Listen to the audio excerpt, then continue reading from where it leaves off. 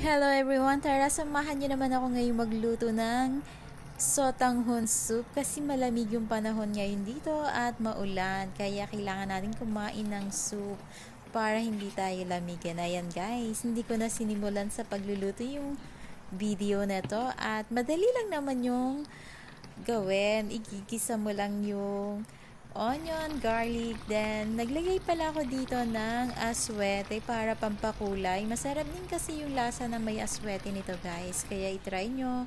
Lalo na ngayon malamig yung panahon, perfect na perfect yung soup kainin. At ayan nga guys, bali tinanggal ko yung ibang sotanghon doon sa soup niya para hindi naman siya magsipsip at hindi siya masyadong maluto. Hiniwalay ko muna siya, then pagkakainin, saka ko na lang siya ilalagay dun sa soup niya.